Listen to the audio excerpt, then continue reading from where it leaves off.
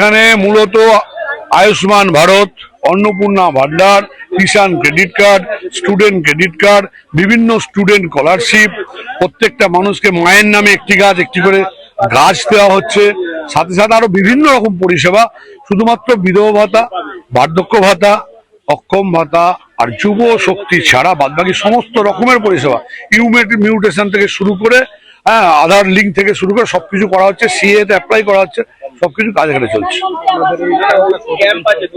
এই ক্যাম্পটা 3 দিন চলবে। আজকে হচ্ছে 15, 16, 17, তারপর আবার পুরসভায় বা অন্যভাবে ক্যাম্পগুলো হবে। ডানকুনি বাসিন্দাদের কাছে এটাই বার্তা দেবো যে ডানকুনি মিউনিসিপ্যালিটি এবং রাজ্য সরকার আপনাদের পাশে আছে।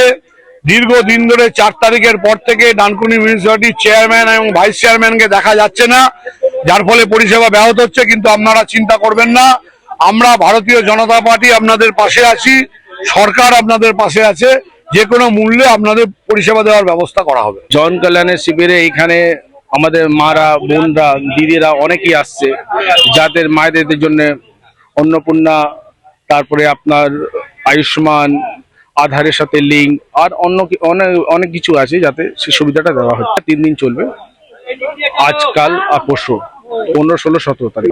না, হাউজিং নয়, একটা হাউজিং আমাদের ডানকুনি পুরসভায় 2টো করা হয়েছে। একটা খেলা মাঠে, ডানকুনি খেলা মাঠের কাছে করা হয়েছে, পোস্ট অফিসের নিকট, আর একটা হাউজিং।